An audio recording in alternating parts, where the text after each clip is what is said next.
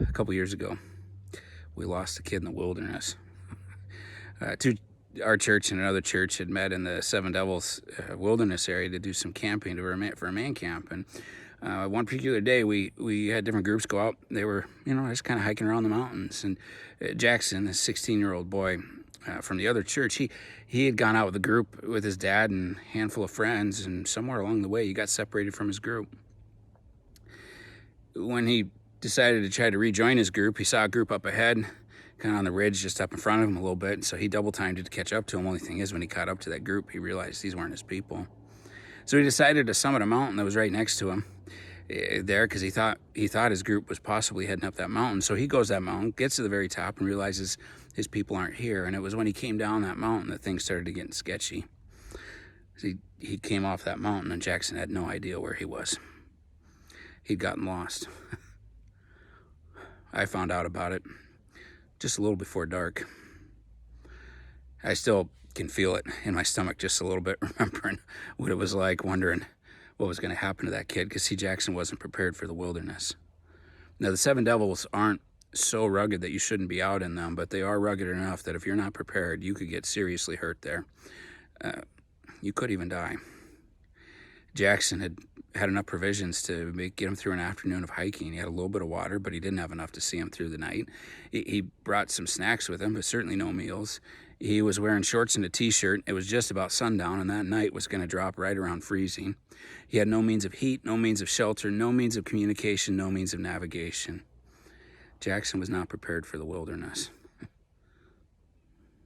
One of the gifts that God gives to us in the Bible is this feast. You may or may not have heard of it. And if you've heard of it, I bet you've never observed it. It's actually a pretty cool gift. It's called the Feast of Tabernacles. And here's the whole point of the Feast of Tabernacles. It's a feast that lasts for 8 days. It happens every fall.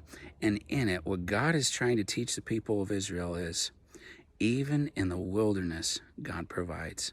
I hope that's a phrase that gets embedded in your mind this year. Even in the wilderness, God provides.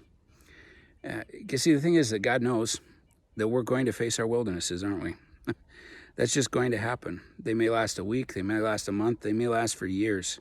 We're going to find ourselves in the wilderness. And what God wants to remind us again and again, he wants to show us that, guys, even when you face those places, I'm going to provide for you. And so he gave him this thing called the Feast of Tabernacles. And the reason it's called the Feast of Tabernacles, we call it the Feast of Tents, if you will. We don't use the word tabernacle so much, but tents you might get.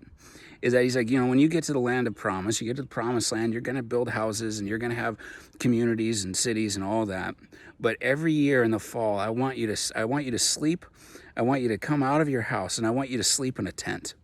I want you to hang out in a tent, and I want you to be in there for 8 days, because I want you to know that when your next wilderness experience comes, I'm going to see you through it. And so that's what we're going to do for the Feast of Tabernacles. Set up some tents in our backyards. You can sleep in it if you want. Some of you maybe just will put up like an awning of some kind outside and just eat some meals out there. Or maybe you just go out to have a conversation underneath the tent. I don't really care how you do it, but I encourage you to go, and I encourage you to spend some time for 8 days, every single night for 8 days, and go out and work through the Feast of Tabernacles. I'm going to have some devotionals for you here. I'm going to have some questions for you to work through so that you can be reminded that even in the wilderness, God provides. Owen Jackson, he's all right. We split up into 4 or 5 search parties, and we just kind of scattered ourselves around that mountain. And it was a great blessing that we found him. It was an extra sweet blessing that the group that did wind up finding him had his dad in it. Talk about it was a tear-filled reunion when they got together again. All right, you guys. Hey, I pray the Feast of Tabernacles blesses you.